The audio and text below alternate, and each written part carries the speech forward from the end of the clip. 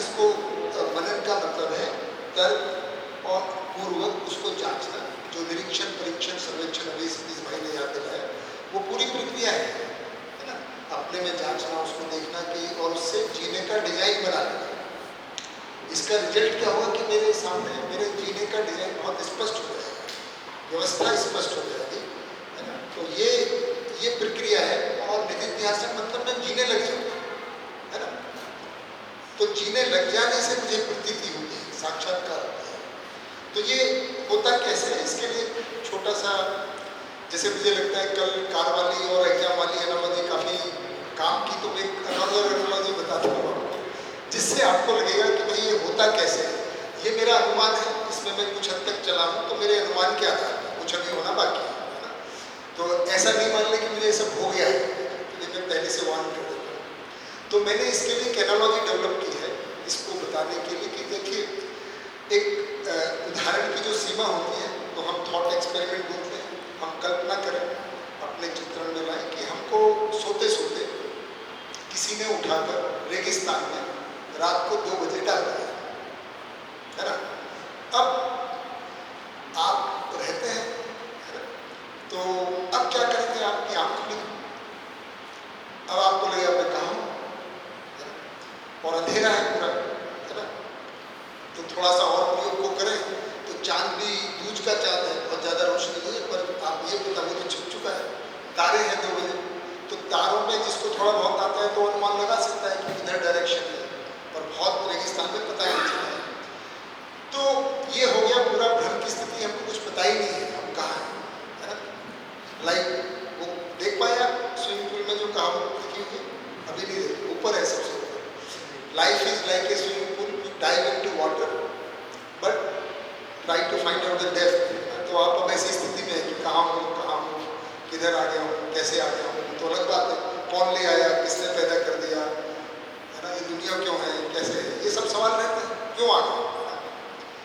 अब वो ऐसी स्थिति में देखता है ना। तो अब उसको लेकिन जो आत्मा की साक्षी जो लिखा हुआ है ना, इतना हर एक में, क्योंकि हम है, इसको मैं आज खोलूंगा भी थोड़ा सा, इस पर चर्चा करेंगे कि हमको कुछ ना कुछ धुंधला सा तो पता रहता ही है कि सही क्या है ना। तभी तो हम कई बार अंतःकरण की आवाज़ बोलते हैं ना कि कुछ गलत करते हैं, तो लगता नहीं ये गलत है, बहुत अच्छे से स्पष्टता ना होने के बाद भी हमको वो ठीक नहीं लगता, क्योंकि कहते हैं अंदर की आवाज़ है। तो वही अगर मूल में जाएंगे तो आत्मा की साक्षी बना रहता है। उसी के अनुरूप आप देखेंगे कि आपको ये तो है कि भाई कहीं रेगिस्तान है तो कहीं तो गांव होगा, क्योंकि आपको उठा के जो डाला है किसी ने, आपके घर से डाला है। तो लेकिन 2 बजे किधर है गांव, किधर हो सकता है, कुछ नहीं दिखता है।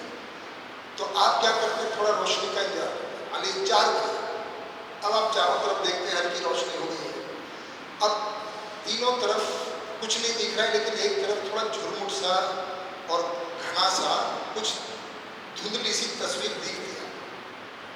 क्या लगता है किधर चलना शुरू करेंगे, किधर।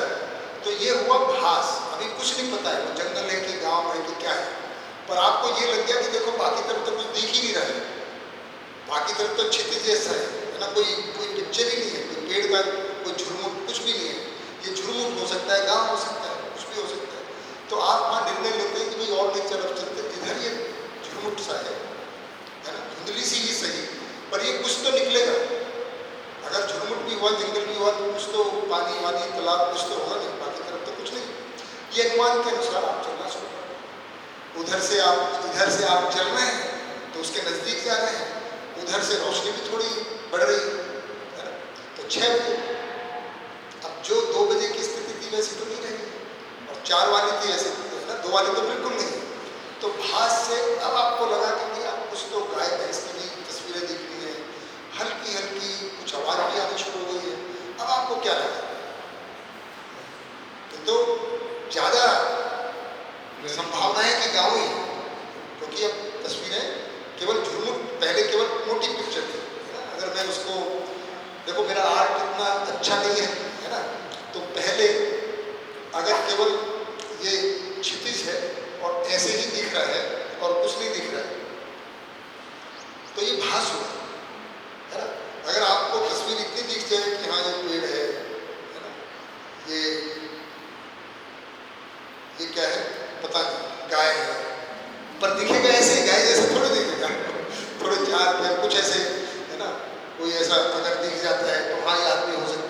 अब आदमी नहीं दिख रहा है, आदमी जैसा, इसको आभास है, क्योंकि अब आपके सामने जो स्थिति है, तो सहस्तित्व का जो हम अध्ययन करने चल रहे हैं, पढ़ने से जो आज हम बात करेंगे कि आज आपको जब हम ये अध्ययन की वस्तु में जाएंगे, जिसको हम कह रहे हैं कि भाई है ना, समझ आया, समझ जो चैप्टर है, सिलेबस है ना, जिसके आधार पे हमको समाधान होगा, तो समझने की जो वस्तु है, जब हम इसको पढ़ते हैं तो भास होता है, लेकिन जैसे इसको विचार करने लग जाते हैं तो बहुत अच्छे से स्पष्ट दिखने लग जाते हैं। न्याय क्या है, धर्म क्या है, सत्य क्या है, व्यवस्था क्या है, समाधान के साथ जीने का स्वरूप क्या है, ये थोड़ा और स्पष्ट होता है, तो वो आभास हुआ, वो ऐसा ही हुआ। अब आदमी को यहाँ लग जाता है कि ये तो बिल्कुल ठीक लग रहा है। अब आप पहुँच गए, अब तो क्या है, आपको आदमी की तस्वीर नहीं, आदमी दिख गया है ना, और सीधा आपको निश्चित हो गया कि ये तो गाँव ही है। अब आप ये कहना भी नहीं है कि पहले तो मुझे भास था, तो ये हो गया प्रतीति। क्या हो गया? साक्षात्कार। जो आपने अनुमान लगाया था, जो पढ़ने से अनुमान बना था, है ना, जैसा अब इसको सुख के साथ भी जोड़ सकते हैं। अभी सुख का भास हो रहा है, सुख का आभास हो रहा है, फिर आपको सुख बुराई हो गई सुखी, और उसके पास आप वहाँ जाके लोगों के बीच में बातचीत करके उन्होंने देखा कि अच्छा 2 बजे कहाँ किसने डाल दिया, तो पता चला कि नहीं, आपको तो गेम शो के पार्ट थे और आपको डाल दिया था, हम ही ने डाला था, और आ जाइए आप हमारे पास आगे, अच्छे से उसको खाना वाना खिलाया, तो अनुभव हो गया क्या लगता था। तो प्रक्रिया लगभग ऐसी। किस किस को भास आवाज के लिए हो गया? पीछे वालों को नहीं लग रहा। सुरेखा दीदी, अलका दीदी, अभी नहीं हुआ, पूर्वा दीदी, चलो दोबारा बताएं किस किस को हुआ। चलिए अकबर भाई और अंजू दीदी, और बहुत बड़ा हाथ जो आ रहा है वो कमल भाई के पीछे आ रहा है। अच्छा राजेश भाई, चलिए राजेश भाई आप बताइए क्या चल रहा है, माइक थोड़ा बताएं, किनको थोड़ा स्पष्ट हो भास आवाज दीदी।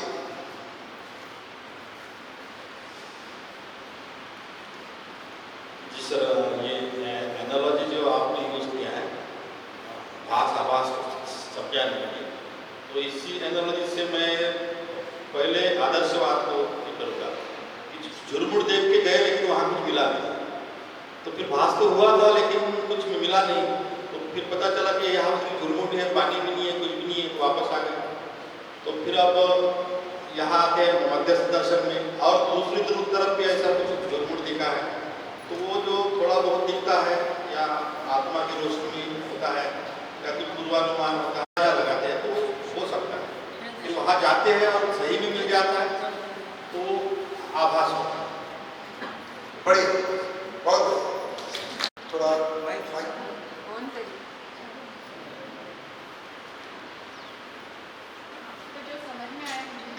ठीक चल रहा है। अभी तो आवाज अच्छे से आ रही है, ऑन करिए। हाँ अभी ठीक। भास मतलब हम बोलेंगे कि आशा की किरण या रे ऑफ होप, है ना, कि जो हमें थोड़ा सा लगता है कि संभावना, तो उसकी तरफ जाएंगे तो हमें कुछ मिलेगा, और उसके आगे की जो स्टेप है वो आभास है, मतलब और संभावना जो है वो पुष्ट हो गई। हाँ, पुष्ट हो गई। और उसके बाद में फिर जैसे एक स्टेप हम आगे जाते हैं तो फिर वो और ज़्यादा स्पष्ट होते रहते हैं, फिर हमारा क्या बोलेंगे हम उसको कि साक्षात्कार वो हो जाता है कि ये ऐसा ही है ये। बहुत बढ़िया, ठीक है। अब कितनों को समझ में आया दीदी के बाद और भैया के बाद? थोड़ा हाथ खड़ा करें, लगभग थोड़ा बढ़ गया है, अब बाकी करेंगे तो और बढ़ जाएगा, अब आगे बढ़ेंगे। तो ये हो गया। और अध्ययन की प्रक्रिया को मैं फिर से बताऊँ, अगर एक लाइन में बोले तो देखिए, हमारे सामने जैसे हम कुछ भी मापदंड रखते हैं, तो हम 1 किलो आलू देने जाते हैं, तो हमारे सामने जब वो दुकानदार है आलू देता है ना, तो 1 किलो का लोहे का वजन एक तरफ, हम कैसे मान लेते हैं कि 1 किलो ही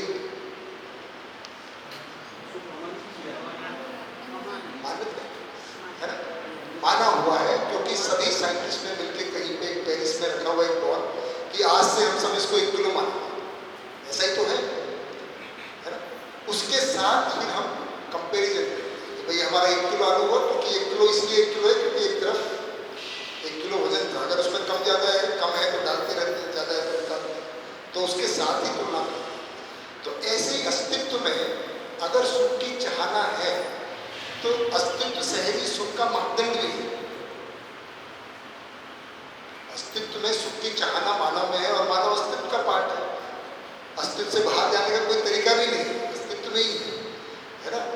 तो अस्तित्व में जो सुख की चाहना है उसको पूरा करने का तरीका भी है। जैसे हमको प्यास है तो अस्तित्व में पानी भी है, पर पानी हमको पीना तो पड़ेगा, है ना। हम यहाँ बैठे हुए, उधर तालाब है या नल है, तो मानव में पानी को पीने का तरीका तो अस्तित्व में है, लेकिन आज तो हम टंकी खोल के पानी पी लेते हैं।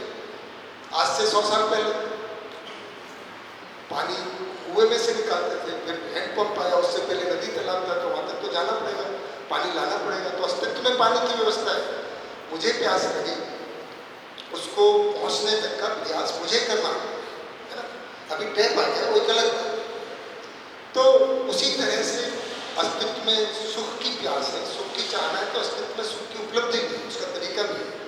तो वो कोई मानव सुखी होगा, अनुसंधान शोध करते, कल मैंने बताया ये प्रक्रिया चलती रहती है, क्योंकि मानव है तो वो उस सुख की प्यास के साथ भी है और अस्तित्व में सुख की उपलब्धि है। दोनों मिलके ये सब नाटक चलता है ना, खेल चलता है।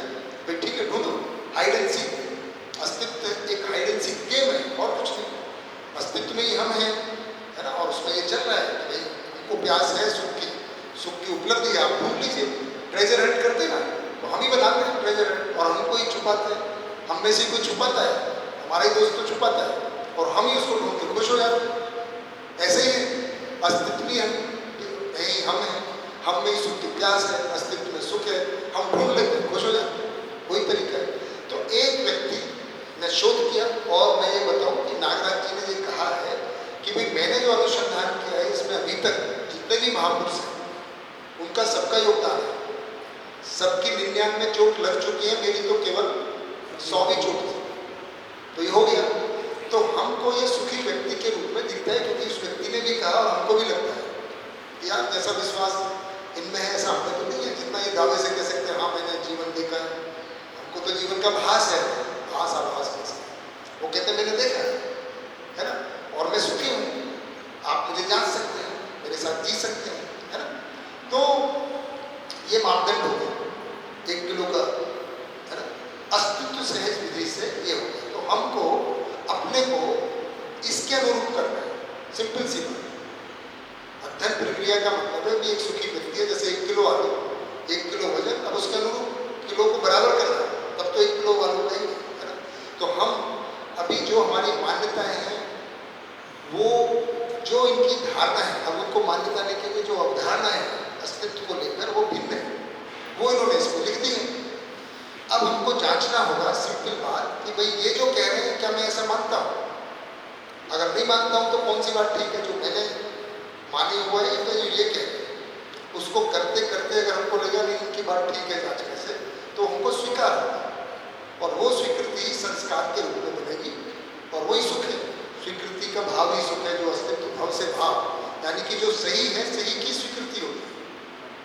बाकी को हम भय प्रलोभन आस्था बस माने रहते हैं बिना जाने, बाकी को है ना हम माने रहते हैं, भयवश प्रलोभन बस आस्था बस। ये हमको जांच कर स्वीकार हो, किसी के दबाव में नहीं, किसी की है ना, क्योंकि किसी महापुरुष ने कहा है इसलिए मान लें, क्योंकि किसी किताब में लिखा है इसलिए मान लें, ऐसा नहीं। हमने खुद इसको अपने अंदर में जांचा है ना, तो तब ये स्वीकार होगा। तो ये तरीका है कि हमने कहा कि इनसे जुड़ने का तरीका विचार से, इनके व्यवहार को कॉपी नहीं करना है, विचार, क्योंकि विचार के आधार पर व्यवहार और व्यवसाय होता है।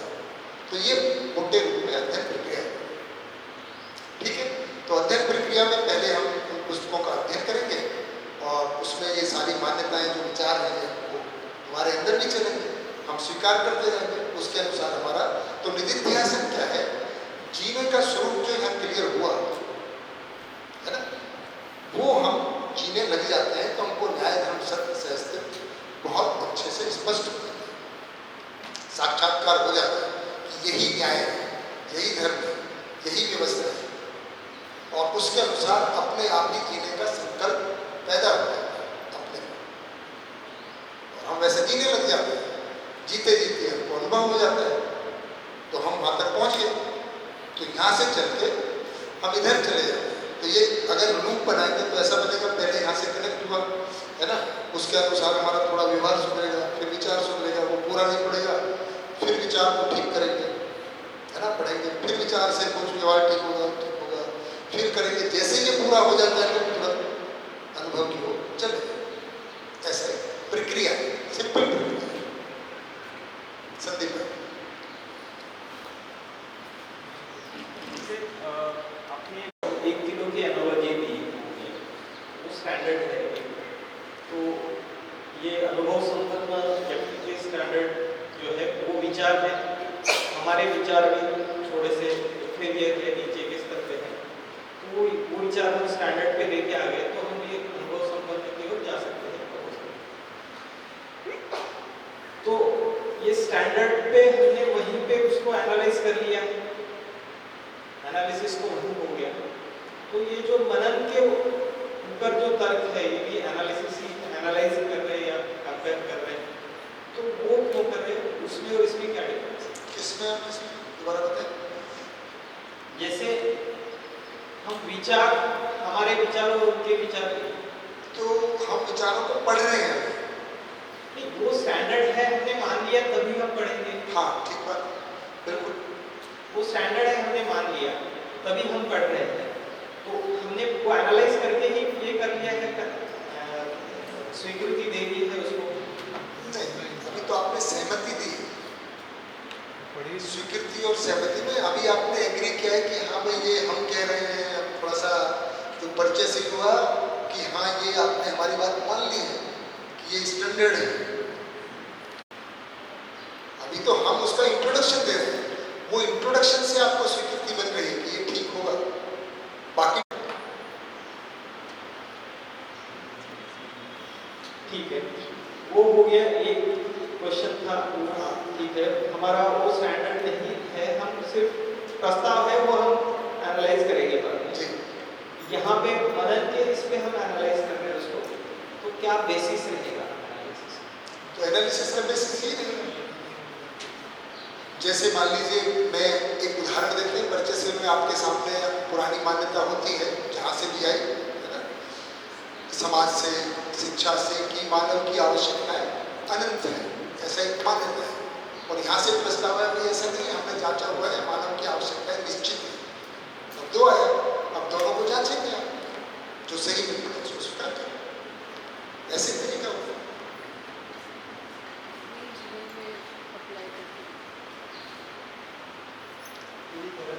हाँ मतलब नहीं, क्वेश्चन भी तो क्लियर होगा। श्याम भाई कुछ बताएंगे, शायद श्याम भाई आपके मित्र हैं, वो आपके क्वेश्चन को ज़्यादा समझ रहे हैं। थोड़ा बहुत जान चुका हूँ, इसलिए मैंने कहा हो सकता है श्याम भाई थोड़ा क्या है सर, ये सामने जो आपने जो फ्लोचार्ट बनाया है ना, हाँ उसके बारे में कंफ्यूज हो गए बेसिकली। अच्छा, हाँ तो उसको क्लियर करेंगे। एक्चुअली क्या है, वो पठन श्रवण मनन, हाँ। फिर अपने वो वहाँ पे संस्कार आ जाएंगे, फिर निधिध्यासन होगा, जीने की प्रक्रिया होगी, फिर अनुभव होगा। हाँ बाद में साइड में आपने दिया है, ये उसके पहले की स्थिति दी हुई है, वो कंफ्यूजन वो हुआ है कि पहले अपने को अपन ने देखा है, फिर वो भास होगा, फिर भास की थोड़ी स्पष्ट गति आभास होगी, आभास के बाद में प्रतीति होगी, प्रतीति से फिर आपको मतलब वो समझ में आएगा, तो फिर आप उसके ऊपर विचार करोगे और फिर निधिध्यासन होगा। नहीं ऐसा ऐसा वो ऊपर ही है, निधिध्यासन जीते जीते जी। नहीं सर, इधर का इधर भास आभास प्रतीति, हाँ ये होगी, उसके बाद में विचार दिया है ना, प्रतीति के बाद में कहाँ विचार दिया है? अच्छा ये वाला, हाँ हाँ तो ये गड़बड़ हुआ है। मैंने कल आपको बताया था, उस समय आपने ध्यान शायद चूक गया होगा कि इधर जगह कम है तो मैं इस चीज को इधर लिख रहा हूँ, है ना, तो ये कंफ्यूजन हो रहा है, तो इसको ठीक कर लेते हैं। इनको भी ये कंफ्यूजन है, ये विचार से मैं सीधा इस लाइन को ऐसे लेके आया है ना, को पढ़ेंगे, और पहले मैंने भास इधर ही लिखा था, आभास इधर ही लिखा था, मनन के फलस्वरूप आभास, निधिध्यासन के फलस्वरूप प्रतीति। तो विचार तो ये पढ़ने में आ गया है, प्रतीति देने फिर इसके बाद अनुभव। तो कल मैंने इस बात को पहचाना था कि लिखने से कंफ्यूजन होगा। अभी प्रक्रिया की है, हाँ वो प्रोसेस है, वो शास्त्र से चालू हो रही है, हाँ विचारों से नहीं हो रही है, विचार उधर ही है। बिल्कुल। तो वहाँ से चालू होगी तो फिर आप यहाँ पे मनन के हम इस पे एनालाइज करेंगे, आपको अच्छा लगेगा तो जाएंगे हाँ। और वहाँ फिर पहुँचेंगे आप। बिल्कुल क्लियर हो गया। हाँ। तो एक कल मुझे ध्यान था कि कंफ्यूजन होगा, इसलिए मैंने थोड़ा रुक के, पर देखिए वो होता ही है और इसीलिए वो मुझे इससे हो गया, जो प्लगइन आपने किया है ना, हाँ वो वहाँ पे विचार में प्लगइन किया है वहाँ से। बिल्कुल बिल्कुल विचार से लगे, बड़ी अच्छा है। देखो क्वेश्चन का मतलब ये है कि जो कुछ भी कंफ्यूजन है वो क्लियर हो जाए, इसीलिए तो मैं आगे नहीं बढ़ रहा हूँ। अगर ये क्लियर नहीं हुआ तो आगे बढ़ने का मतलब नहीं है ना। ये प्रक्रिया है ना, ये आवश्यकता है। अगर ये स्पष्ट हो गया तब तो हम अध्ययन की ओर चलेंगे। अकबर भाई ठीक हो गया अभी संदीप भाई? हाँ। Confusion clear? बिल्कुल।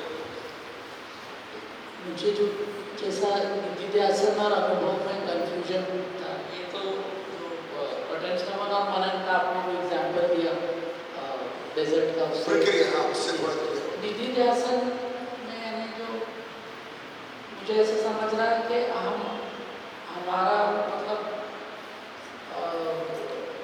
विचार भी ग्रहण कर लिए हैं नए वाले न्यायधर्म सत्य के, और भ्रम भी है और कंटिन्यूस कंपैरिजन चालू। फिर कंपैरिजन हो के वो धीरे धीरे हमको समझ में आते जा रहा है कि नहीं ये जो शास्त्र में लिखा यही सही है, और हमारा भ्रम धीरे धीरे ब्रेक हो रहा है, और अनुभव में भ्रम पूरा ब्रेक पूरा खत्म हो गया।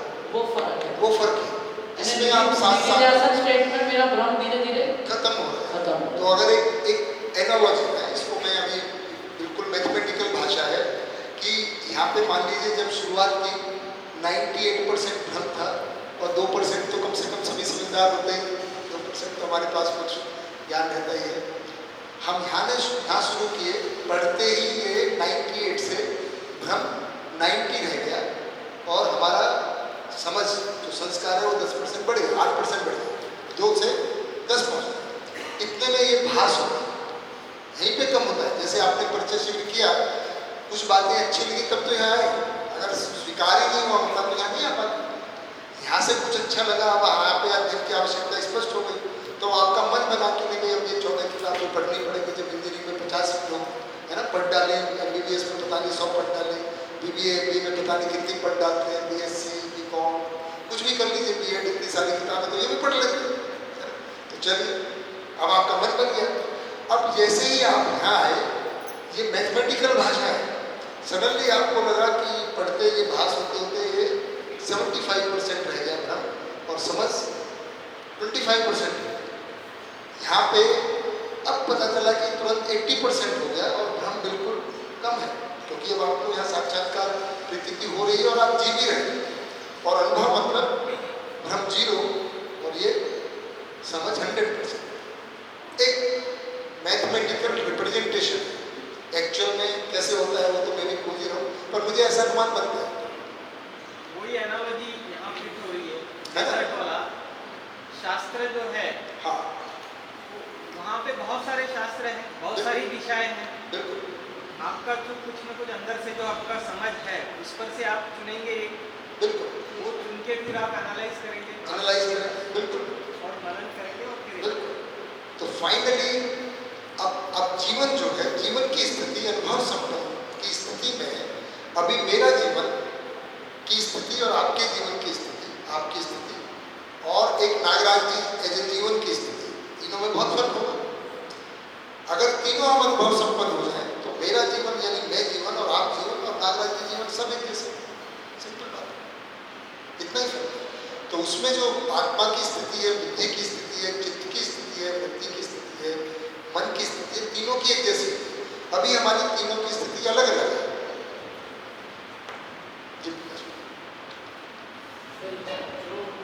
जो मैंने मेरे अपनी लाइफ में जो मैंने अनुभव किए हैं, शायद वो आज भी तर्कसंगत नहीं हो सकते हैं। जैसे हम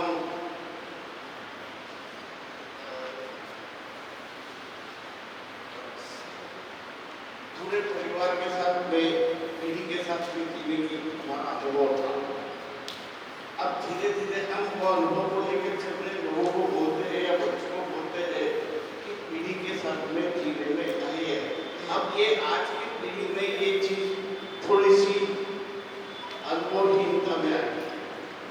ये अभी हम कैसे समझेंगे? ये अनुभव तो क्या है, उम्र के साथ में, देश के साथ में बदलते तो जाएगा। जो अनुभव के द्वारा जो हमको निष्कर्ष को निकलते हैं, हम उसको अनुभव नहीं कहते। हम अनुभव आत्मा में अगर वो हो गया तो ये सब व्यवस्था स्पष्ट हो जाती है। तो परिवार में भी पीढ़ी में कैसे जीना है, अभी आज इस 5 दिन में हम परिवार की व्यवस्था को भी टच करेंगे, है ना। अगर वो हमको समझ में आ जाता है कि सुख से जीने का स्वरूप ऐसा ही है, जैसे अभी कल के दिन में सभी को यूनिवर्सल इक्वेशन ऑफ हैप्पीनेस अपने से स्वीकार हुआ कि मुझे सुख चाहिए, तो वो विश्वास के साथ होता है और विश्वास समाधान से होता है, समाधान समझ से होता है। तो समझने के लिए अध्ययन आवश्यक है। क्लियर हो गए सारे इसमें।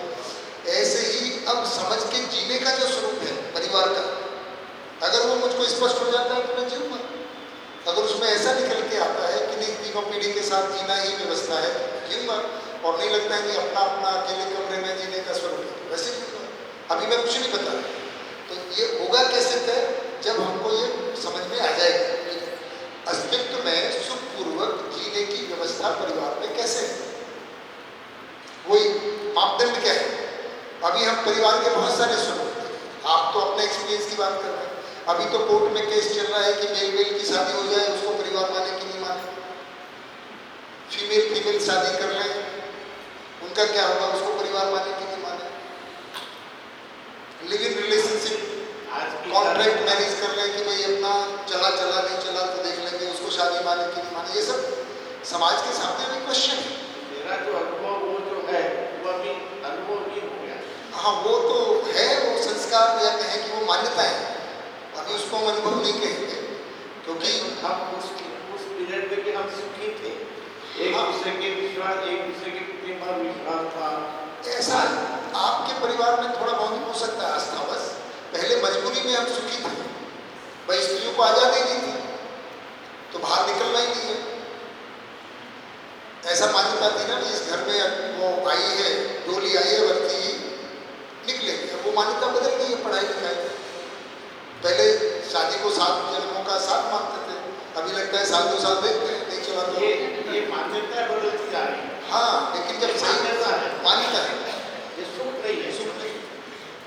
उस समय बड़े भाई की बात मानते थे, क्योंकि एक आस्था बना हुआ था परिवार में, एक की चलेगी, बाकी सब जी भैया अब लग गए कि हम पढ़ लिए, है ना, अभी हमारी भी चलेगी। और तो और हमारा बच्चा नहीं मानता है, भाई और वो तो अलग बात है। बच्चा हमसे पढ़ लेता है तो बोलता है हमको भी पता है, ऐसा थोड़ी कि वो आप ही को पता है। अब समय के साथ जो परिस्थितियां बदली, ज्ञान जो होता है वो जब शाश्वत होगा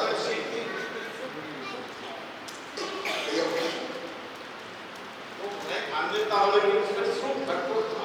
हाँ, बड़ों को सुख था, बाकी जो दबे रहते थे उनका क्या होगा। भाई जिन लोगों को, जिनकी चलती थी उनका सुख था। देखो माइक पे लेते देखो, आपने भी देखा है जिसकी चल जाती है वो सुखी होता है।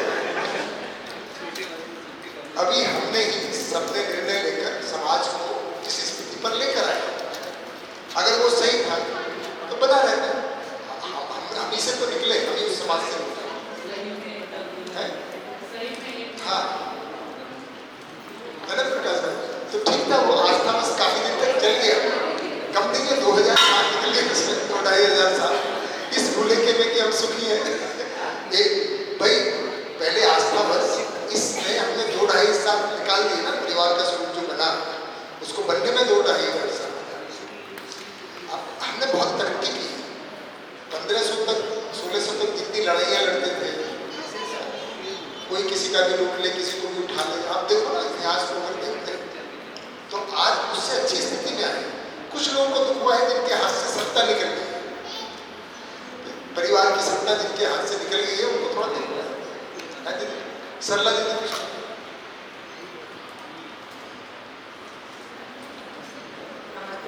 जी नमस्कार। मैं ये मानती हूँ जैसे पहले परिवार में बड़ों की चलती थी। हाँ जी। छोटों पे कुछ भी छोटा भी संकट आता उनको वो हैंडल भी करते थे। हाँ। पर अब वो चीज़ लेकर समझाते थे और समझ ही जाते थे बच्चे, इतना कुछ जवाबदारी छोटों में नहीं रहती, तो दुख थोड़ा कम रहता, मैं ये समझती हूँ। हाँ, तो अभी फिर बच्चे मान क्यों रहे? मतलब अभी हम जो परेशान हैं कि परिवार में ऐसा क्यों, फिर क्या तकलीफ क्या है? क्यों नहीं बनवा पा रहे बच्चों को? कोई पीढ़ी में रह अपने रहे आप को ज़्यादा होशियार समझने लगे। क्यों समझने लगे? सवाल तो ये पूछना पड़ेगा कि क्यों समझने लगे? प्यार है तो समझे समझेंगे?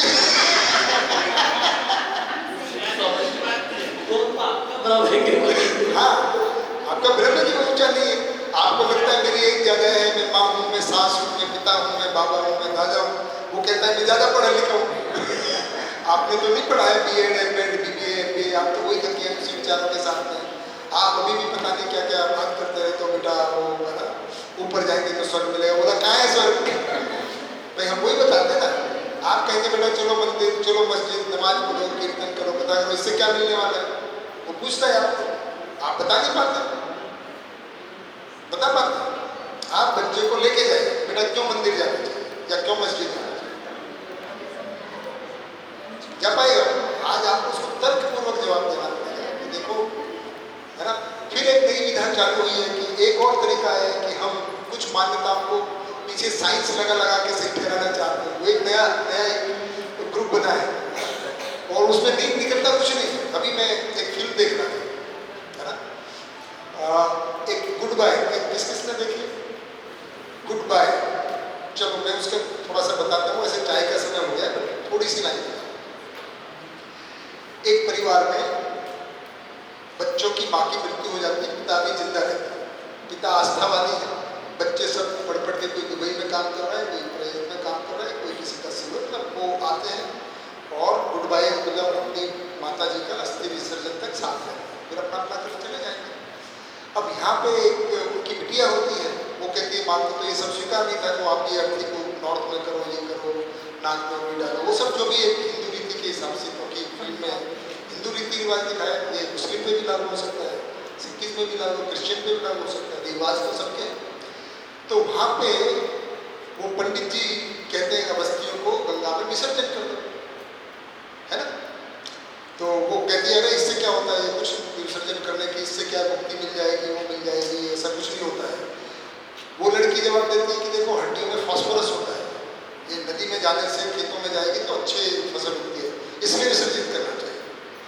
अब जो डायरेक्टर है, पहले वो तर्क को सही ठहराने के लिए कह रहा है ना। तो जब पंडित जी उसको बताते हैं तो वो तो पता नहीं कहाँ की कहानी, 20 पितामे की कहानी लेके आते हैं कि जब गंगा होती है वो अपने बच्चों को, है ना, दे देती है। तो वो उसमें तर्क वो देते हैं पंडित जी कि भाई ये तर्क ये है कि उनको श्राप मिला था बच्चों को, और बच्चों को गंगा नदी में डुबा देने से मुक्ति मिल जाती है।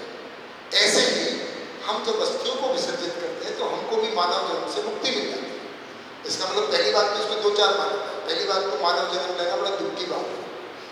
आवागमन पुराने मोक्ष में ये मान्यता रहेगी ना कि आना जाना, जन्म और मृत्यु तो बड़ा दुख है, बार बार दुखी में आओ, क्यों आओ, तुम भोगने के लिए आओ, तो संसार को दुख माना ही है, तुम्हें कल बता रहा था। तब तो आप आवागमन से मुक्ति चाहते हो, है ना।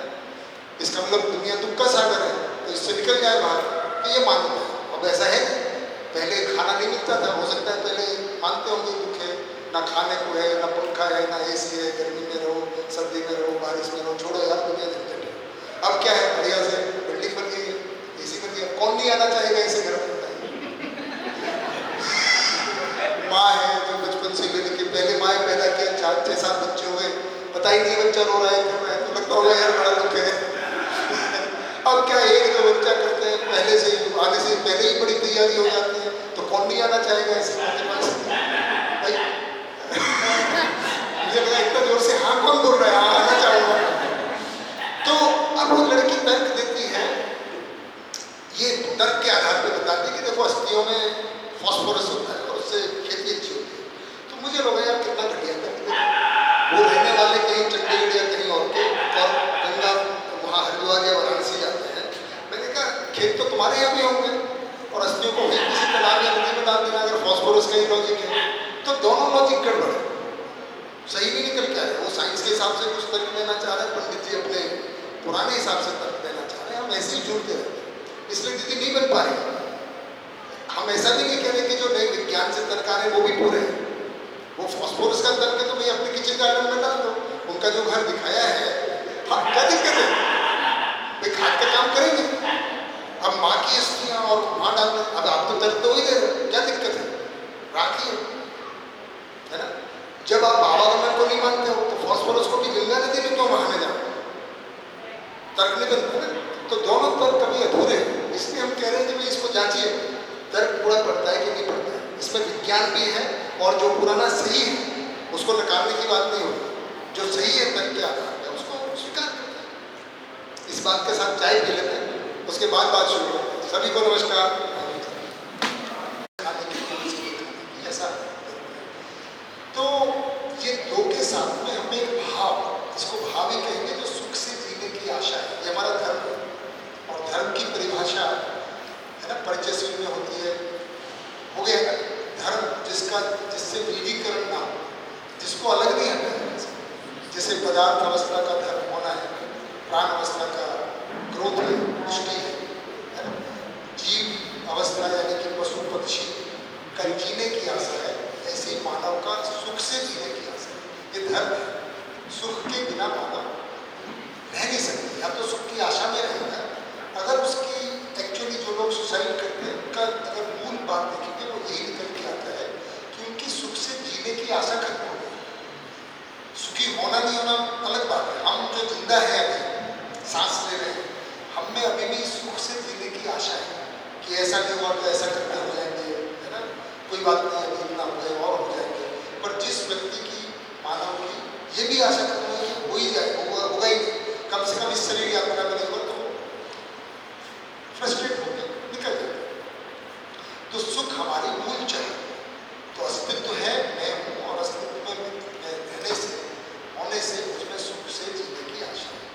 अब उसको हमने 2 लाख साल से ट्रायल एंड एरर करके बहुत सारे खोजे किए, बहुत सारे अनुसंधान हुए भी हैं, बहुत सारे शोध हुए हैं, और जब हम मानव की यात्रा को नक्शेल में देखते हैं तो यहाँ जो पहुँचे हैं उन सबका योगदान है, किसी के भी योगदान को हम नजरअंदाज नहीं कर सकते, है ना, चाहे वो वेद है, चाहे पुराण है, चाहे मोसेस है, चाहे क्राइस्ट है, चाहे जैन है, चाहे बुद्ध है, चाहे मोहम्मद है, चाहे शंकराचार्य है, चाहे गुरु नानक है, कबीर है, बहुत सारे लिस्ट बनाएंगे तो निकल आएंगे, हजारों लाख निकल आएंगे।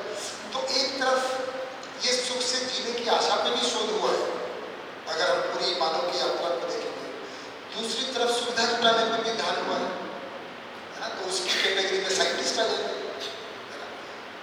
बहुत सारे आपको साइंटिस्ट की शुरुआत अगर पहले देखेंगे तो फिलोसोफर और साइंटिस्ट में कोई फर्क नहीं होता था।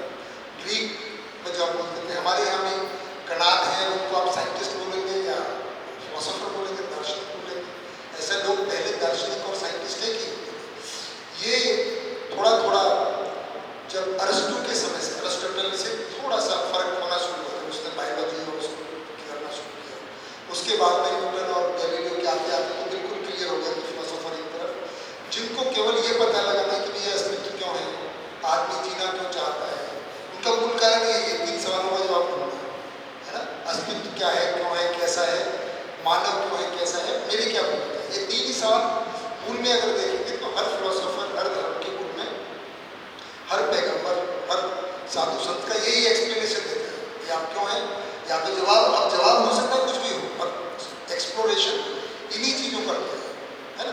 तो उन्होंने सबने कंट्रीब्यूट किया है और यहाँ तक हम आगे हैं, और हर डिस्कवरी ने मानव जाति को आगे भेजा है, इसलिए सबका योगदान है। तो अब हम यहाँ पहुँचे हैं, हमें नया रास्ता अभी मिला है, जो हम चाह रहे हैं कि भाई इस रास्ते पे भी झगड़ा हुआ है ना, रिसोर्सेज के लिए भी झगड़ा हुआ है, आदमी लड़ता ही आया है, जबकि हम लड़ाई नहीं चाहते हैं, जमीन को लेकर, सीमा को लेकर हम झगड़ते रहते हैं। तो अभी हम इस कम से कम जो सुखी होने की आशा है इसको पूरा करने का एक और तरीका है, और अब हमको लगता है मिल गया। इट इज़ लाइक कि मैंने कल एग्जाम्पल दिया था कि उड़ने की कल्पना तो 2 लाख साल से, जब से आदमी ने पक्षी को देखा तब से आशा चल रही है कि मैं भी उड़ूंगा एक दिन, पूरी 2 लाख साल बाद 1905 में हुई। ऐसे ही सुख से जीने की आशा इतने दिन से चली आ रही है, इसका मतलब थोड़ी कि अभी तक पूरी नहीं हुई तो कभी नहीं होगी। तो एक और अब इससे लगता है हो जाए कि ये जो झगड़े हैं, है ना, विभिन्न मत संप्रदाय मतों की, वो खत्म हो जाएंगे, इसके अनुसार चलेंगे, है ना। इसमें क्या है, साइंस और दर्शन दोनों मर चुके हैं, क्योंकि दोनों ही मानव अकेला नहीं, शरीर और जीवन के साथ है। तो इसमें जो साइंस और टेक्नोलॉजी वाला पार्ट है वो भी इसमें है, और जो फिलोसॉफी वाला पार्ट है वो भी है। तो दोनों को साथ लेके ही चलना है, किसी को नजरअंदाज नहीं करना है, क्योंकि मानव पूरा है। अभी जो बात है ना, सतीश भाई बोल रहे थे, पूरा ही है, अधूरा तो है कि आपके मानव आंख है कि ना, है ना, संपूर्ण मानव। तो अब हम आगे बढ़ते हैं। तो यहाँ पे जो सूत्र निकला है, जो आदरणीय नागराज जी ने प्रस्तुत किया है, और मैंने अपने आधार पर चर्चा है, हमारे जैसे साथी जांच रहे हैं और मुझे ठीक लगता है ना। तो उससे ये इक्वेशन निकल के है कि जो सुख से जीने की आशा है वो पूरी होने का जो तरीका है बहुत ही सिंपल है ना। कितना सिंपल है? वो इतना ही सिंपल है जितना सुबह उठ के चाय बना के पीना।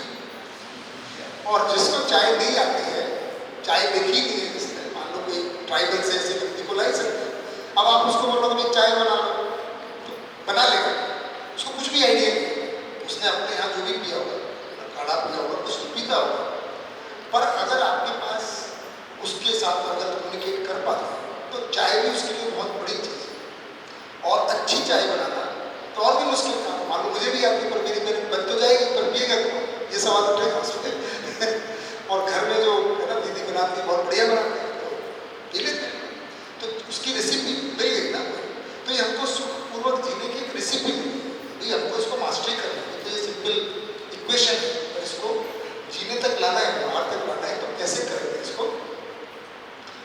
हम ये कह रहे हैं कि भाई सिंपल बात है, सुख फलन है, लास्ट फ्रूट है, एकदम रूट अध्ययन है। यहाँ से बात शुरू होगी तो यहाँ तक पहुँचेगी, और यहाँ तक कैसे पहुँचा जाए वो प्रक्रिया है। तो प्रक्रिया हमें पढ़ है ना। और हम कह रहे हैं कि समझना है, समझने से हमको समाधान यानी अस्तित्व से, जीने से जुड़े हुए सभी प्रश्नों का उत्तर मिल जाएगा। वो मिल गया तो हमको जीने के प्रति विश्वास हो जाएगा, है ना।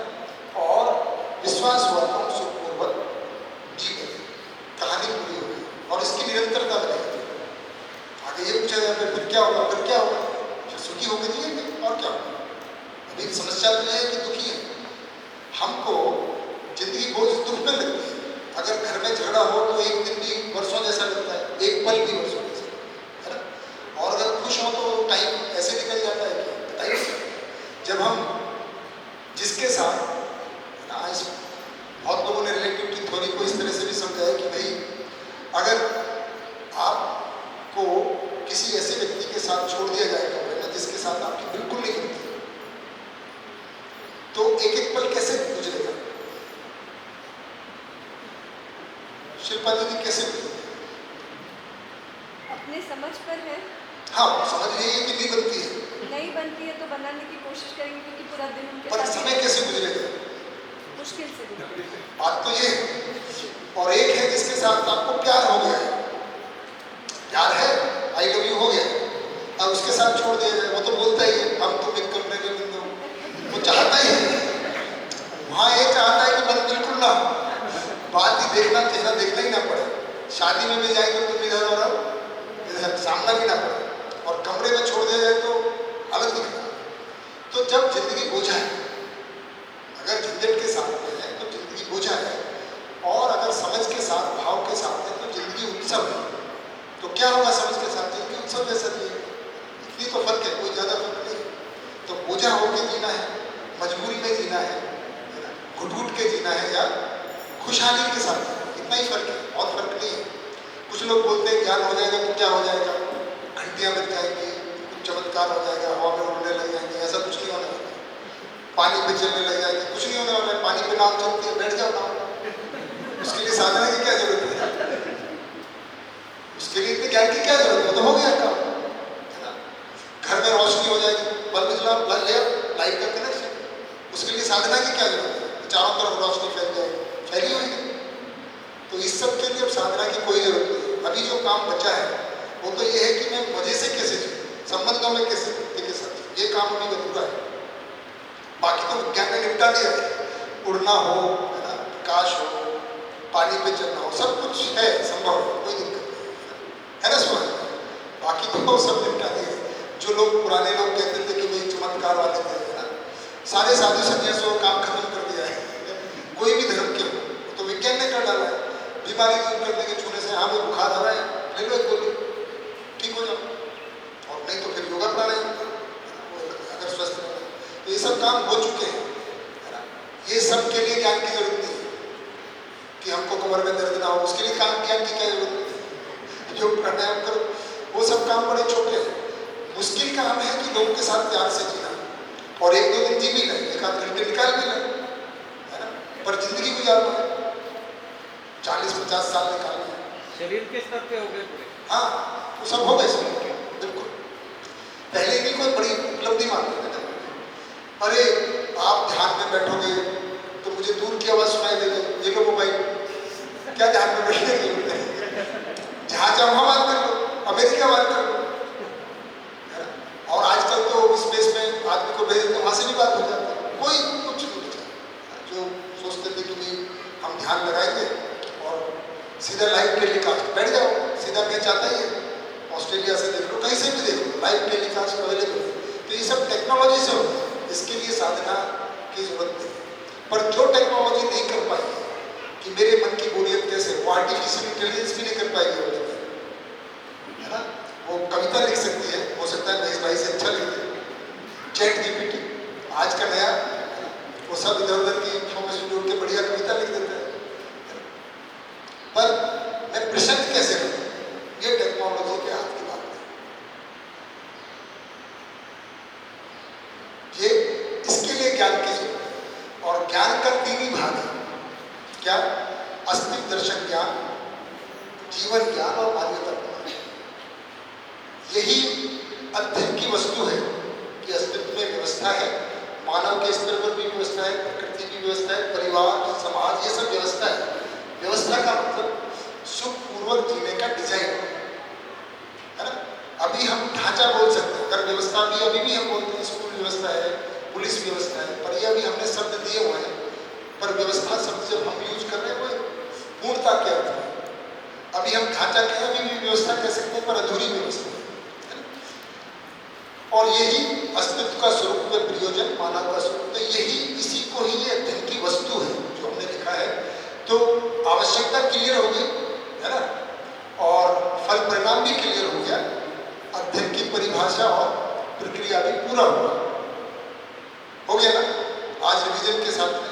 अब हमारे पास जो समय बचता है कि भाई अध्ययन की वस्तु को, है ना, एक बिंदु के रूप में हम देख लें कि क्या क्या अध्ययन की वस्तु को मैं, जो पूरी आपको ये शास्त्र जो यहाँ लिखा था इसका डिटेलिंग वहाँ मिलेगा, मैं उस कॉन्सेप्ट को आपको इंट्रोड्यूस करूँ, है ना। तो 10-12 कॉन्सेप्ट है ना इसके हैं, 8-10 कॉन्सेप्ट इसके हैं, 4-5 कॉन्सेप्ट इसके हैं। हम कोशिश करेंगे कि ये अगला जो भी समय बचा है 3.5 से ज़्यादा समय उसमें पूरा हो जाए, कि बचेगा तो और अगला शिविर होगा, कोई जल्दबाजी नहीं है। पर आप इसमें हड़बड़ी की जरूरत नहीं कि कम समय है तो जल्दी, चाहे हम 2 पॉइंट समझें, लेकिन वो समझ में आना चाहिए, है ना। तो हम कंप्रेस करने की कोशिश बहुत ज़्यादा लंबाई नहीं करें, क्योंकि अगला शिविर आप प्लान कर ही रहे है ना, तो हम आराम से चलें। तो मैं शुरू करूँ, फिर आप मैं तो अध्ययन बिंदु शुरू करूँ। तो पहला है, तो शुरू ही किया हुआ है। तो पहला पॉइंट है अस्तित्व दर्शन ज्ञान को लेके चलेंगे। तो 4.1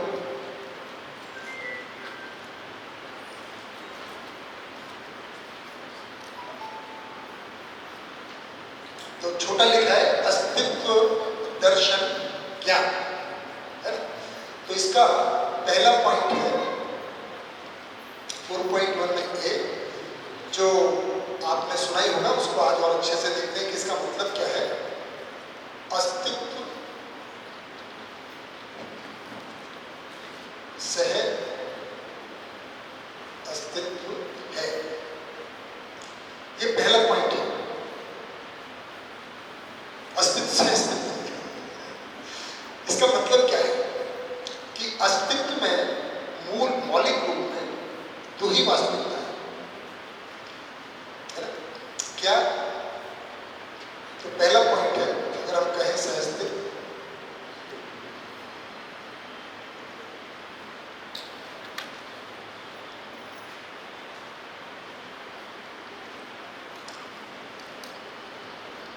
तो एक तो प्रकृति है, और एक व्यापक।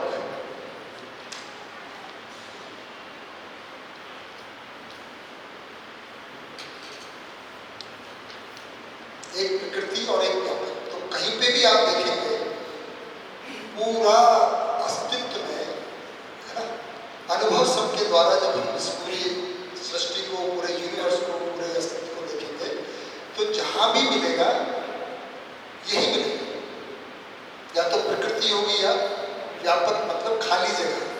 तो मैंने कल जो नाम बोला था व्यापक, खाली जगह, अब मैं खाली जगह को कम इस्तेमाल करता हूँ क्योंकि ये व्यापक उतना भी खाली नहीं है, क्योंकि खाली जगह से खाली लगता है पर वो शुरू के लिए ठीक है, एनर्जी डेंस, अभी उसको एक लोग यूज करने लगे हैं। तो व्यापक क्या है और प्रकृति क्या है? प्रकृति क्या है? तो प्रकृति भी केवल दो तरह के परमाणुओं से बनी है। तो पहले प्रकृति को देख लेते हैं, इसको समराइज कर लेते हैं, जितना परिचय सील में हुआ है बहुत बढ़िया, नहीं तो रिवीजन हो जाएगा, है ना, कि सहअस्तित्व का मतलब क्या है, उसको हम क्लियर करेंगे। तो पहले इसको लिख देते हैं कि है क्या, है ना। तो एक तरफ जड़ परमाणु है और एक तरफ जीवन परमाणु। इसको जब जीवन ज्ञान पे आएंगे तो डिटेल में जाएंगे। तो जीवन ज्ञान जब कह रहे हैं तो इट इज नॉट कि, है ना, मेरा जीवन पूरा कागज, वो वाला जीवन नहीं, ये जीवन ज्ञान ये है। तो इसके बारे में थोड़ा समय लगाएंगे, लगभग एक दिन इसमें पूरा लगाएंगे इसको समझने के लिए, है ना, ये जीवन नाम की क्या वास्तविकता है। जड़ परमाणु लगभग कितने प्रकार के होते हैं? 130। अभी जो खोज हो रही है 94 इस धरती पर नेचुरल पाए जाते हैं, 94 के आसपास।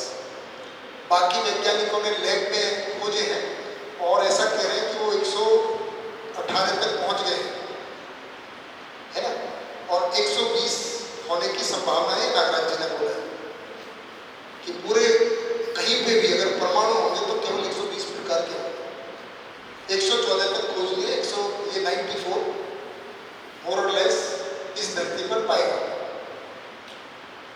क्लियर? कौन कौन से 94 है? अवनी बेटा, माइक, सारे नहीं बताने, दो चार तो बताओ। राशि बेटा, जो 12वीं पढ़ रहे हैं, 10वीं में बस पता चल जाता है, कुछ का तो पता चले जाता है। हाँ, हाइड्रोजन, लिथियम, हाँ बहुत हो गए, दो चार तो बता ही दिए ना, ऐसे 94 है। कैल्शियम, आयरन, गोल्ड, सिल्वर, ये सब हर बच्चे को आज पढ़ाया जाता है और हम उसको सब स्वीकार करते हैं। ये इतने मेंटली स्टेबल है, वो है ना। तो ये जड़ परमाणु इतने प्रकार के हैं, ये केवल एक ही प्रकार का है। इसका प्रकार अगर प्रजाति कहें तो जड़ परमाणु लगभग 118 प्रकार के हो गए, ये एक ही प्रकार का है। इसमें और बहुत सारे प्रकार हैं, इसकी क्वालिटी फर्क होती है तो उसको हम देखेंगे, परंतु कैटेगरीज अगर करेंगे तो एक ही तरह का है। तो पूरी प्रकृति, पहले तो अस्तित्व से अस्तित्व केवल व्यापक और प्रकृति का साथ साथ होना है ना। और प्रकृति में भी सब कुछ जो होता है या तो जड़ परमाणुओं से या चैतन्य, इसको जीवन परमाणु या चैतन्य परमाणु भी कह सकते हैं।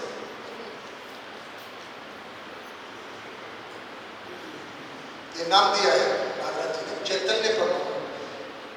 तो कॉन्शियसनेस जो है वो, ये कॉन्शियसनेस एटम है, कॉन्शियस एटम है। तो कॉन्शियसनेस एटम का इंटीग्रल पार्ट है, इसकी इनहेरेंट क्वालिटी है ना।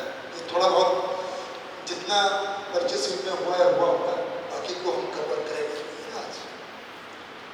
जड़ परमाणु मिलते हैं तो क्या बनाते हैं? अणु बनाते हैं। इसको हम एटम बोलते हैं, इसको हम मॉलिक्यूल बोलते हैं, क्योंकि अणु यहाँ पे मराठी में परमाणु को बोलते हैं, एटम को अणु बोलते हैं, तो थोड़ा क्लैरिटी बनी रहे, है ना। ये मॉलिक्यूल है और ये एटम परमाणु है, ठीक बात है। अणु मिलते हैं तो अणु पिंड बनता है, यानी कि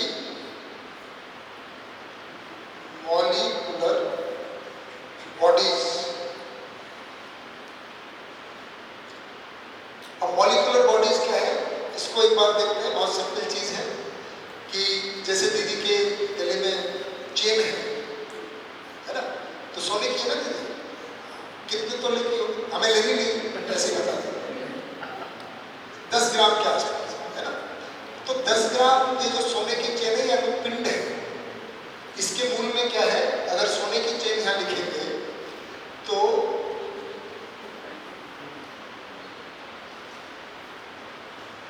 चेन है ना, तो इसमें क्या है, गोल्ड का एटम है ना, ये मिलके मॉलिक्यूल बना रहे हैं, यानी अणु है, अणु ये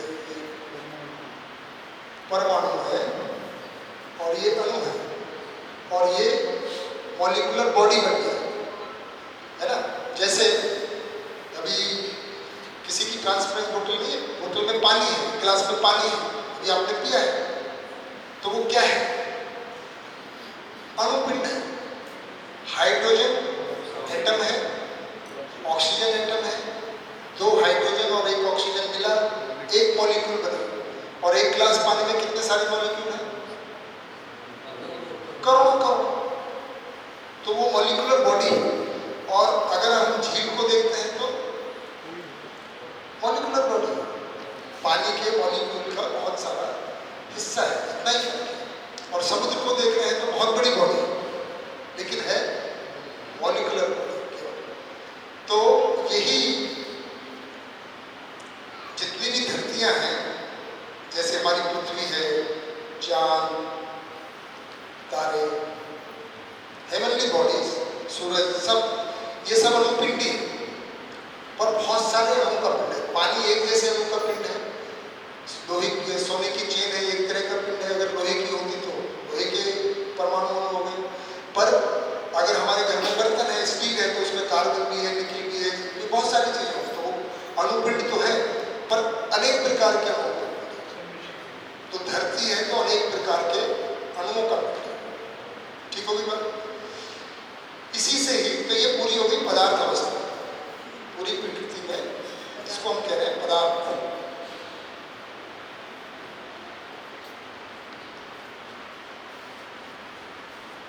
ये पदार्थ अवस्था है।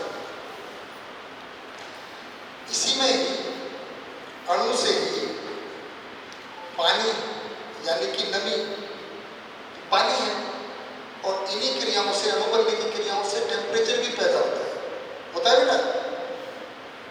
हम जो रिएक्शंस होती हैं, परमाणु आपस में मिलते हैं, अणुओं में जो रिएक्शन होती है वो एंडोथर्मिक और एक्सोथर्मिक दोनों होती है। एंडोथर्मिक का मतलब होता है जिनमें हीट देते हैं, और एक्सोथर्मिक जो हीट को पैदा करते हैं, है ना। जैसे हम खाना खाते हैं तो हमारा खाने के अंदर जब रिएक्शन होती है तो थोड़ी गर्मी होती है, तो खाना जब ग्लूकोज में तक पहुँचता है तो कन्वर्ट होता है। तो सब यहाँ पे केमिस्ट्री के टीचर कुछ बैठे होंगे, बताइए सकते हैं। तो इन क्रियाओं से ताप भी बनता है, और ताप बनता है तो कुछ और क्रियाएं होती हैं उनके प्रेजेंस में, नमी और ताप के प्रेजेंस में, उससे कोशिका बन जाती है। यही मॉलिक्यूल बहुत सारे मिलके, जिस तरह से बारिश के मौसम में नमी मिलती है, एक अलग तरह का टेम्परेचर बनता है, और कहीं पे भी जमीन पे पहले काई आ जाती है किनारे किनारे, काई से नई नई तरह की वनस्पति, सडनली बहुत सारी वनस्पति जो थी नहीं, क्योंकि एक अनुकूल वातावरण उसको बन गया, तो चारों तरफ आपको नई नई प्रकार के छोटे छोटे पौधे जो बारिश खत्म होते जाते ही वो सब खत्म हो जाते, सूख जाते। उसी तरह बहुत सारे मच्छर भी, कीटाणु भी दिख जाते हैं, अगर आप देखे होंगे इस मौसम में, है ना। बहुत सारे तरह तरह के, उनका लाइफ साइकिल मुश्किल से घंटे 2 घंटे होते हैं, लेकिन एक बार तो पूरा सब तरफ छा जाता है ना। तो ये सब कहाँ हो रहा है, ये कोशिका मिलके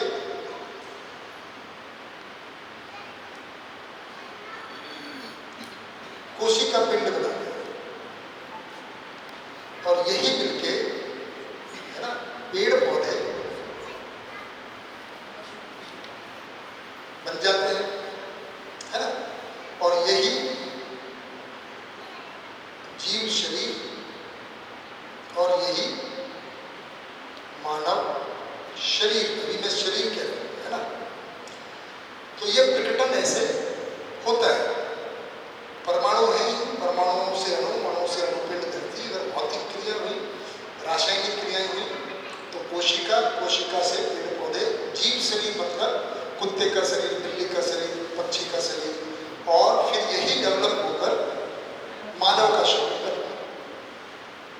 सब बने लेकिन अणुओं से, परमाणुओं से, जो फंडामेंटल। इसीलिए जब हम शरीर को जला देते हैं तो वो अणु परमाणु ही बन जाता है, थोड़ा कैल्शियम, थोड़ा नाइट्रोजन, थोड़ा फास्फोरस, क्योंकि बनाई उससे। जब ये चैतन्य परमाणु इधर से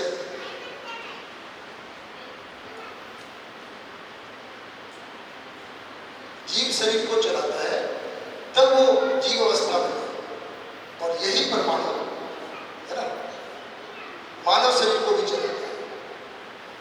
तो परिचय शरीर में ये स्वप्न ने बिल्कुल क्लियर कर दिया होगा क्या पेड़ पौधों में जीवन होता है।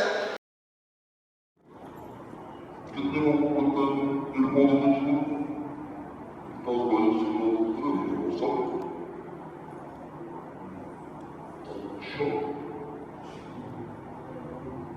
नहीं हुआ, हुआ। मैं इंसान को मुझे अंदर की जीवन देखने होगा ही होगा, नहीं तो आप पता करो तो पौधे कैसा करते हैं, तो इसको क्लियर कर दो। तो तेरे जीवन है उसमें प्रकाश भाई जो जीवन क्या है, तो जीवन परमाणु में तस्वीरें होती हैं तो बताइए, जिसमें विचार होता है, आशा होती है, चित्र बना होता है, तो उन्हीं क्रिया क्या ऐसा ये क्रियाएं पेड़ पौधों में होती है? बस तुमने जीवन नाम की वास्तव में नहीं, ये जो एटम है ये उस शरीर को नहीं चलाता, इसलिए उसमें नहीं होती। लेकिन जो हमारे शरीर में क्रिया होती है पेड़ में नहीं होती है ना, उसमें आसमान होता है, खाना खाता है, सांस लेता है, ये सब होता है, हम इसी को जीना मानते हैं। बस ये जिंदा रहने की क्रिया है, जिंदा रहने की क्रिया पेड़ नहीं बनेगी। तो अगर हम केवल जिंदा है तो कैसे है? पेड़ ही है, मानव की तरह कुछ नहीं हुआ, पशु पक्षी तो और आगे आगे नहीं माना, वो कम से कम अपना घोंसला तो बना लेता है, तो वो नहीं किया आता है।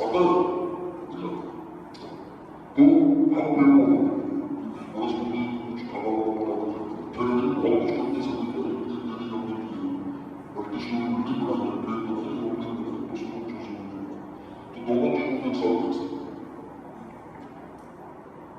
हाँ जी, पक्षियों में जीवन होता है, कितने लोगों को लगता है? मीरा नदी पे याद है, सरला नदी, फिर से वही प्रश्न है, क्वेश्चन में नहीं हुआ, फिर से वायु के गतिविधि को पहले ये एक का क्वेश्चन नहीं होता है।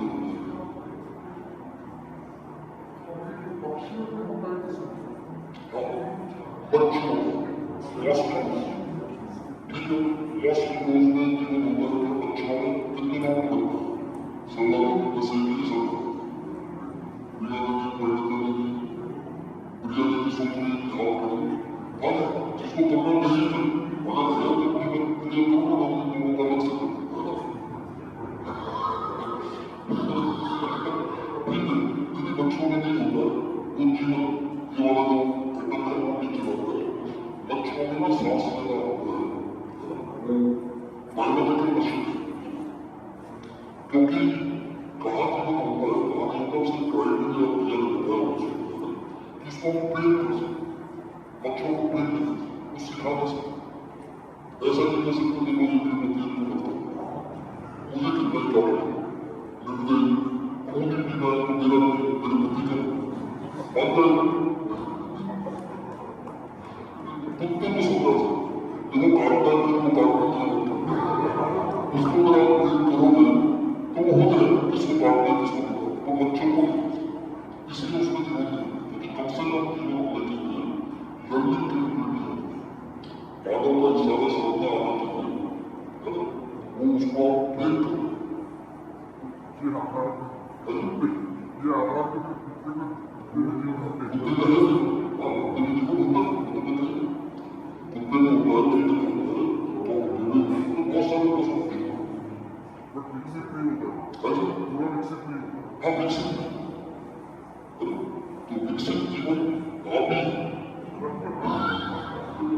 सिंपल नहीं है।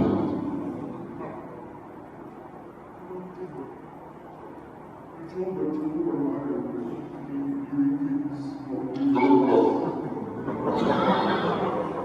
हम पूरे धरती को ये तो मैं बच्चे से बहुत अच्छे से कर लेता हूँ, उसको लगता है कि हमें कैटेगराइज करो सारे वही कैटेगराइज करके जो बचपन से पढ़ते आ रहे हैं,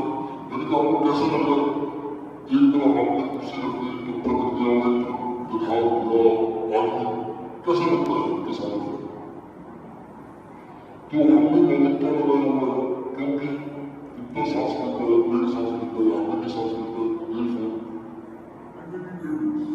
और इतना है तो हम जब कोई चीज को समझते हैं तो समानता में देखते हैं, असमानता है। अगर जब हम बहुत चीजों को देखते हैं, अगर प्रैक्टिस को देखेंगे तो फिर चार भाग में इसलिए बांटते हैं, पदार्थ अवस्था, प्राण अवस्था, जीव अवस्था, ज्ञान अवस्था, क्योंकि इनके गुण स्वभाव है बने हैं, तो इनको आज तक अंदर कोई प्रैक्टिस नहीं है। तब हमको समझाया कि चारों हर तरफ मैं उसको शौक की तरफ उसमें एक ही है वो बाइक है वो जो इन्होंने भी दिखाया उनका ये है कि जिंदा रहना है कि नहीं है तो केवल जिंदा रहना है।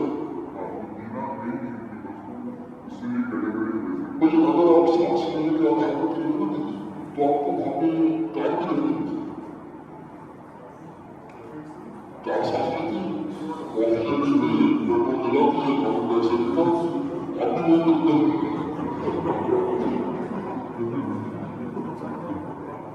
मुझे अगर प्राइवेटली लगाना है सांस लेने का तो पैर को मेरे को एरोप्लेन में लगो, घंटे को लगो, प्रोटेस्ट को लगो, ये सब ऑटोमेटिक है।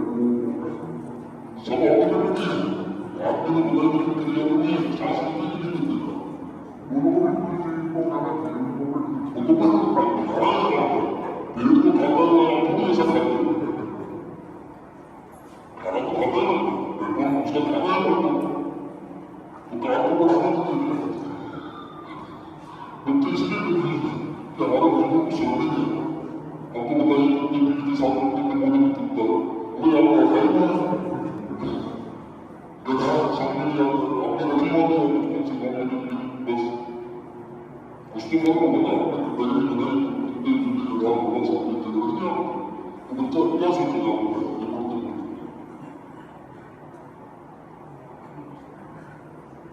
कंफ्यूज हुआ तो हमको लेकिन हमने एजुकेशन को बहुत डेवलप किया है।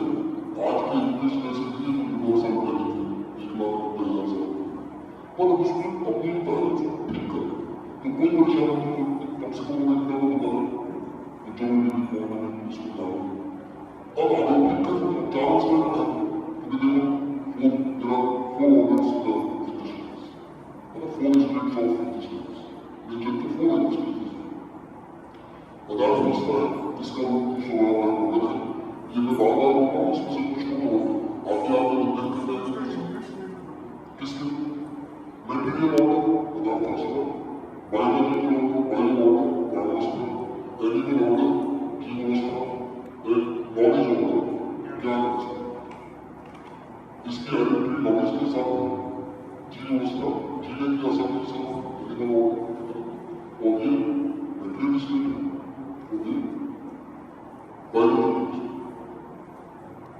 उसके धर्म को अगर समझेंगे तो कैटेगरी इजी कर पाए जो धर्म है उसको समझेंगे तो कैटेगरी इजी कर पाए धर्म के आधार पर नहीं और धर्म के अनुसार उसका स्वभाव है और स्वभाव के अनुसार ही उसका नुकसान ये है। स्वभाव धर्म हो गया प्रतिष्ठित धर्म हो गया स्वभाव ठीक है अनुसंधान नहीं होगा उसको ठीक है। तो इन चारों अवस्थाओं को कर ही देता हूँ प्रकृति की बात गाड़ी को मैं नहीं तो राजस्थान में मैंने चौथे दिन घूमा था रहेगा मैं अभी को देखता हूँ तो देखिए चार अवस्थाओं का जो विशेषता है उसको थोड़ा इधर देखिए तो अस्तित्व से अस्तित्व को समझाए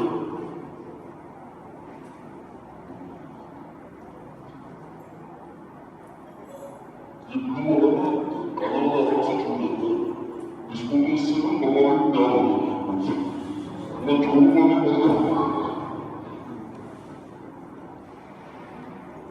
इसलिए मैं थोड़ा ब्रेक को ज्यादा इस्तेमाल करूँगा।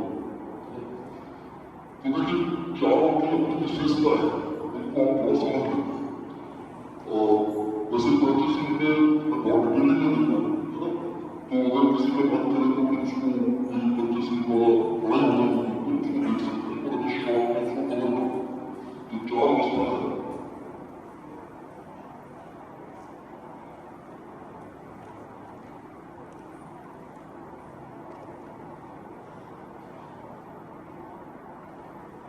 आपको बच्चे से भी इतना बात याद नहीं हुई कि बाकी तीनों अवस्थाओं का आचरण निश्चित होता है, जिसका मतलब अनिश्चित। तो आचरण के निश्चित होने का आधार the basis of definite conduct, यानी कि निश्चित आचरण किस आधार पर हुआ है, उसके लिए एक शब्द है अनुसंज्ञेयता। परेशान अनुसंज्ञेयता, क्योंकि आपको मिलेगा आप पढ़ने जाएंगे तो आपको लगना चाहिए कि यहाँ से सुना अनुसंज्ञेयता कन्फर्मिटी है ना, जिसके अनुसार से कन्फर्मिटी के साथ करना है होने का। तो अनुसंज्ञेयता का मतलब है ये हिंदी में लिखते हैं अनुसंज्ञेयता है ना।